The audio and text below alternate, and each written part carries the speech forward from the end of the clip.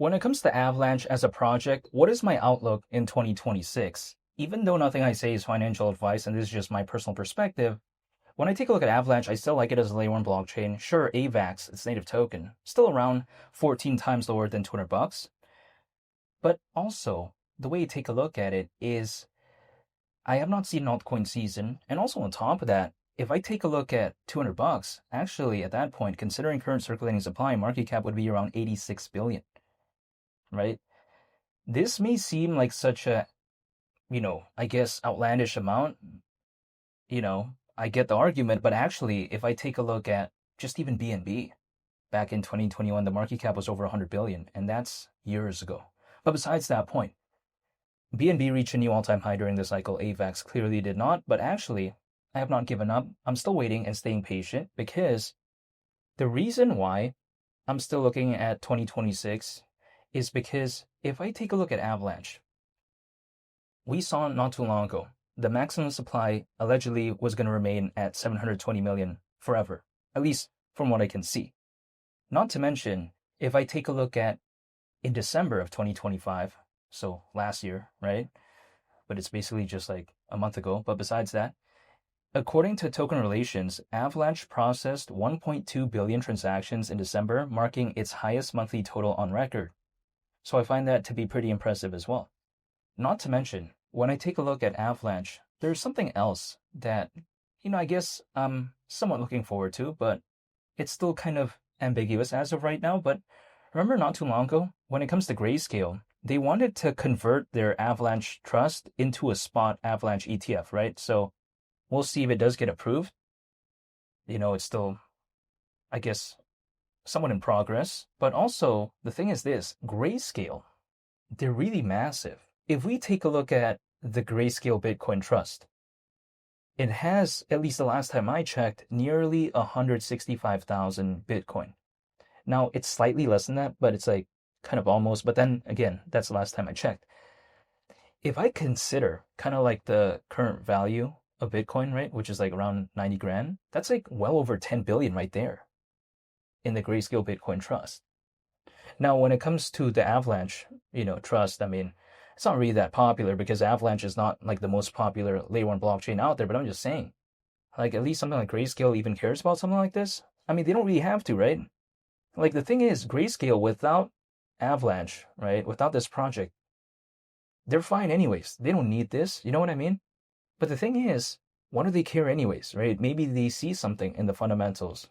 Who knows? Now, from what I can see though, personally, I think it's a layer one blockchain to me that's not necessarily reinventing the wheel, right? Because if we take a look at Solana, we take a look at Algorand, Cardano, Ethereum, Avalanche, they're all layer one blockchains, right? At the end of the day, when I take a look at Rivian, when I take a look at Volvo, they're both cars. Sure, it's a different brand, but they're both a vehicle. That's just kind of the analogy that I would use. But it doesn't necessarily mean that when it comes to Avalanche, it is lacking in terms of fundamentals because I don't think that way. I like its speed. I like its scalability. And also on top of that, when I take a look at, the gas fees, I don't see it being such an issue for me as opposed to something like Ethereum. Now, Ethereum is just a way more popular layer one blockchain, and I think it's always going to be more popular than this. But fundamentally, right, do I think that Avalanche can compete with something like that in terms of pure fundamentals? I'm not talking about in terms of popularity. I don't see why not, because again, we take a look at the speed, the scalability, and also like the gas fees. I don't really see it as a kind of big issue. Why can it compete fundamentally? Not in terms of popularity, of course. Now, granted, Ethereum has layer twos to kind of fix some of that type of stuff, right? But I'm just saying, when it comes to purely Ethereum and Avalanche, I don't see why this couldn't kind of compete in terms of the fundamentals. But we'll wait and see. But of course, within this space, a lot of it is tied to popularity and stuff like that in terms of the retail side of things. But in terms of an enterprise, sometimes they don't prioritize popularity. Sometimes they prioritize the use case, the fundamentals. So what I like about Avalanche is that some of their projects out there, they're not really geared towards enterprise adoption, but something like Avalanche, it feels a little bit more prepared to me at least. And when it comes to Avalanche, it's kind of more known for its sort of DeFi projects, right? We're talking about like things related to Trader Joe, something like Pangolin, stuff like that. Ethereum, of course, is just more popular. What I like about Avalanche is that the fundamentals aren't necessarily lacking in terms of my perspective. Some other projects out there, sure, they're pretty popular, but I don't know how they could compete in the long term just because just being something cool or interesting or trendy, it can only last so long sometimes. This is why I like Avalanche, because it doesn't seem like a project that is just, doing it for fun. It seems like it's being treated seriously. And the thing is also, when I take a look at Avalanches as a project overall, right, is that it hasn't really seen that much drastically new competitors. Let me explain what I mean by this. My response is that, okay, there's more competitors, but first of all, a lot of them are memes. And also on top of that, when I take a look at it, what are popular layer 1 blockchains back in 2021? Cardano, right? Ethereum. We take a look at BNB was also very popular. We take a look at Solana, Algorand, VeChain. If we fast forward to right now, what's still pretty compelling and considered a competitor when it comes to Avalanche? Pretty much those projects too. I mean, sure, a couple popped up, but I'm just saying, like, there's not drastically like 50 more or 100 more projects that are as compelling as something like, an Algorand, Avalanche, and all this in terms of the fundamentals in my mind.